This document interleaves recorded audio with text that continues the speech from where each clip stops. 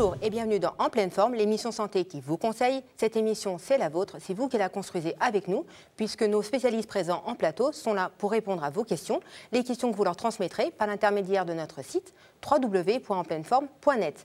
Avec nous aujourd'hui, 3 spécialistes donc. Dr Xavier Latouche, spécialiste en chirurgie esthétique. Bonjour Xavier. Bonjour Anne-Laure. Également présent Monsieur Philippe Vernois, enseignant certifié en PNL et hypnose. Bonjour Philippe. Bonjour Anne-Laure. Et enfin, notre troisième intervenant, le docteur David Gutmann, spécialiste en chirurgie dentaire. Bonjour David. Bonjour Anne-Laure. Donc, commençons tout d'abord par Monsieur Latouche. Nous avons une question téléspectatrice. Une dame s'interroge puisqu'elle a eu 4 enfants et 2 épisiotomies. Et aujourd'hui, elle n'a plus de sensation au niveau sexuel. Pourriez-vous l'aider ?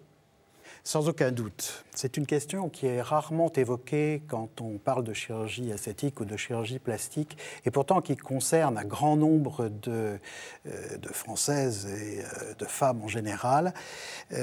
En effet, après ne serait-ce qu'un seul accouchement, s'il a été ne serait-ce qu'un peu difficile ou avec un gros bébé, une femme n'est plus comme elle était. Et il y a des modifications au niveau du vagin qui peuvent créer des difficultés, notamment dans la relation de couple.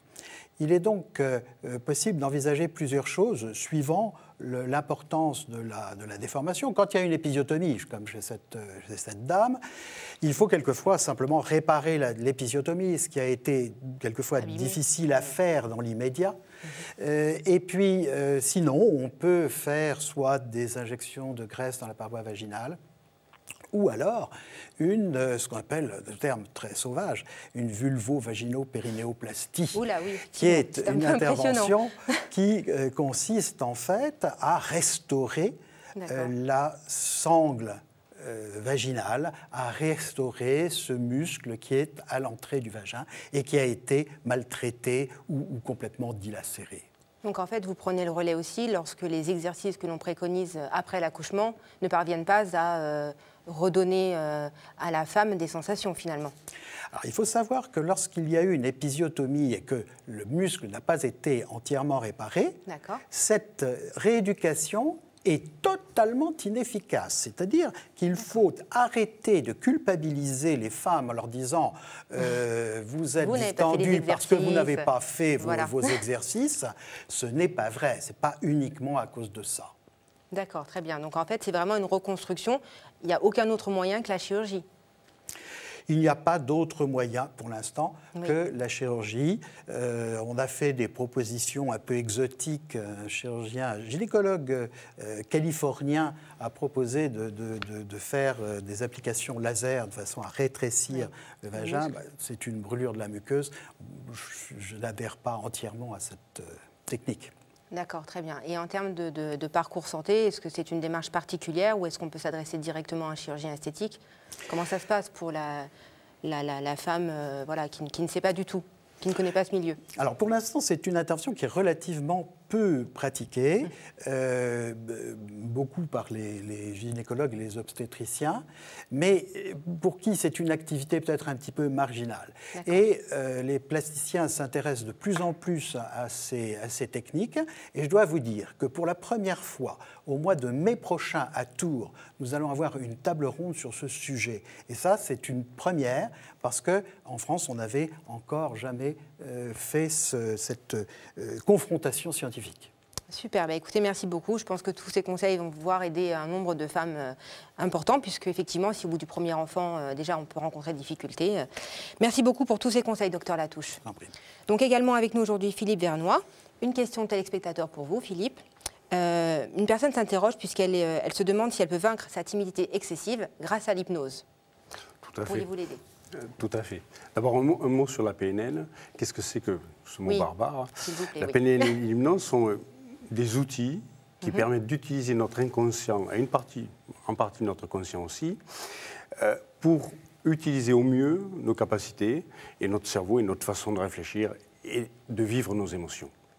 D'accord, donc on est acteur en fait. On peut prendre quelque part l'action sur le fonctionnement du cerveau. Tout à fait. D'accord, c'est intéressant. Tout à fait, on peut utiliser nos émotions. Le problème de la timidité, c'est que c'est une gestion des émotions et c'est une gestion des émotions qui est directement liée à l'image de soi. L'image de soi, c'est un des piliers qui constitue l'estime de soi. L'estime de soi est constituée par l'image de soi, l'amour de soi et la confiance en soi. Et il y a un déficit d'un de ces piliers. Dans le cas de la timidité, c'est le pilier d'image de soi qui est plus en question, bien que souvent soit fragilisé aussi le pilier de la confiance en soi. Confiance, bien. Tout est lié en fait. Tout à fait. C'est l'équilibre de ces trois piliers qui va permettre de gérer nos émotions positives ou générer des émotions négatives. Donc on va en hypnose utiliser une restauration de l'histoire du sujet en remontant de manière, je dirais, douce sur des événements de traumatiques légères, de la construction familiale, pour restaurer une image de soi chez le sujet qui soit beaucoup plus solide, beaucoup plus cohérente. Mais excusez-moi de vous interrompre, docteur Vernoy, mais ça se passe comment en pratique? C'est-à-dire que la personne, elle est endormie, vous dites doux, mais c'est jamais très doux de faire un retour sur son passé. Que justement, dans ce cas-là, si on est timide. On ne va pas accéder aux émotions, on va accéder aux scènes sans avoir le côté émotionnel de la scène. Ça va rester des souvenirs et on va décharger la charge émotionnelle négative de ce souvenir, permettant de faire remonter une charge plus positive. Et ça se passe en douceur. On dit endormi, mais ce n'est pas un sommeil, paradoxalement, c'est un état. Si on est dans un état de conscience. L'hypnose, c'est un état plutôt d'hypervigilance qui ressemble à du sommeil, paradoxalement. D'où un sommeil paradoxal, tel qu'on le nomme. D'accord. Donc en pratique, ça dure combien de temps, une séance type, par exemple? Une séance type dure 3/4 d'heure à 1 heure. Oui. Et sur ce genre d'intervention, on va mettre 3-4 séances maximum. Donc je viens vous voir, je vous dis je suis hyper timide, je ne peux rien faire de ma vie. En un mois, vous m'avez guéri. Ah oui, c'est magique. C'est magique. Pour passer des examens, pour beaucoup de choses, ça va aider beaucoup de gens. Il faut comprendre que nos émotions sont générées par une comparaison avec des actions passées. Chaque fois qu'on a engrammé une émotion, on l'a stocké par rapport à un déclencheur. On va remettre en question ces déclencheurs, on va les décharger émotionnellement. Chaque image du passé où on a vécu une émotion, c'est la même émotion qu'on revit quand quelque chose se rapporte à cela. Et la construction familiale, à la base, la valorisation qu'on nous a apportée autour de nous, dans notre entourage, c'est cette chose-là qui va construire l'image de nous et la confiance en nous, principalement. D'accord, donc vous réaffectez en fait les messages, on change les messages. C'est ça. D'accord, très bien. Écoutez, super, merci beaucoup pour ces conseils, Monsieur Vernoy, ça va aider beaucoup de gens, je pense. Également avec nous en plateau aujourd'hui, docteur David Gutmann. Donc une question pour vous, docteur. Je voudrais faire enlever mes vieux plombages pour les remplacer par des composites plus jolis, puisque bon, c'est vrai que l'esthétisme, on l'a vu, c'est une question très importante aujourd'hui. Est-ce une intervention risquée? Parce que le beau, c'est bien une chose, mais alors voilà, il y a certaines précautions à prendre, absolument. Voilà. D'abord, avant de parler de composite, il faut comprendre ce que c'est qu'un plombage. Un plombage, contrairement à ce qu'on peut penser, il n'y a pas de plomb dans un plombage. Un plombage, voilà. Mais ce n'est pas une bonne nouvelle pour autant. Dans un plombage, c'est un ensemble de métaux. Il y a du mercure, de l'étain, du zinc et du cuivre. Dans un même composite? Voilà, c'est ce qu'on appelle un alliage. Voilà, un alliage, un amalgame de plusieurs métaux. Bon. Pendant plusieurs années, on va dire avant 1980, avant 1970, on avait, nous, en tant que chirurgien dentiste, que des plombages. Donc on soignait les caries à base de plombage. Depuis une quinzaine d'années, une vingtaine d'années, on a à notre disposition donc des composites. Schématiquement, un composite, c'est une résine. C'est une résine qui est esthétique, qui a la couleur de la dent, qui est jaune. Il y a 15 ans, il y a 10 ans, les composites n'étaient pas de très bonne qualité. Ils n'étaient pas très étanches et avaient une mauvaise résistance. Ils étaient en quelle matière à l'époque? C'était de la résine, mais de la résine moins résistante qu'actuellement. Voilà. Et les dentistes ne posaient que des amalgames. Depuis quelques années, les composites ont une très bonne résistance et sont de plus en plus esthétiques. Et actuellement, maintenant, les dentistes en première intention ne posent que des composites.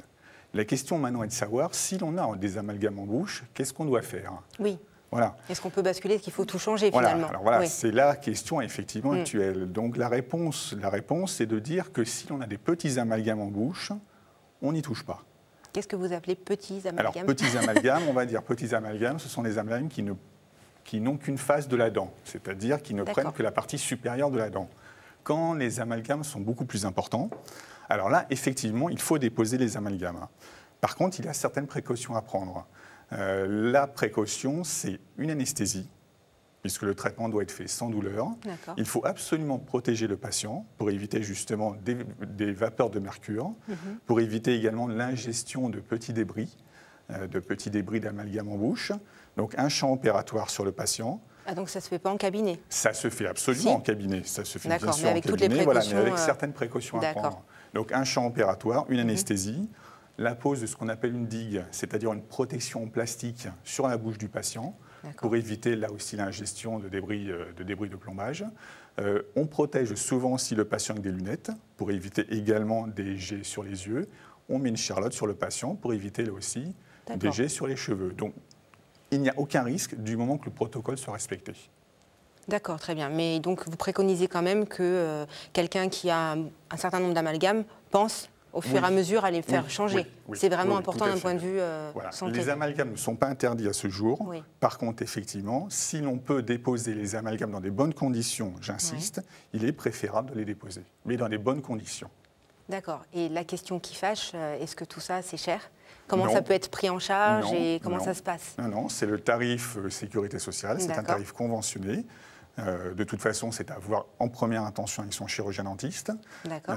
Mais c'est le prix d'un plombage. Très bien. Donc finalement, c'est une démarche que l'on fait même lorsque l'on ne souffre pas. Mais il faut penser à être vigilant, à anticiper, puisqu'il y a un risque certain à avoir donc une accumulation de métal, de différents métaux dans sa bouche. C'est ça, en fait. Le principal, comme vous l'avez dit, c'est de le faire avant justement de souffrir. Des plombages ont une résistance, une durée de vie d'une dizaine, d'une quinzaine d'années. Il peut y avoir des infiltrations de bactéries sans pour autant entraîner des douleurs. Donc de toute façon, une visite chez le dentiste une fois par an. Si le dentiste juge opportun de remplacer le plombage par un composite, il faut le faire dans les bonnes conditions.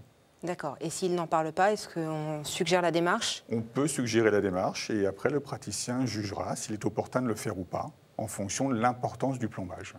D'accord. Et en termes de nombre de séances, est-ce que c'est aussi compliqué que l'initial, que la pause initiale? Non, il faut une seule séance, c'est sous anesthésie, donc il n'y a pas de douleur. C'est une séance tranquille.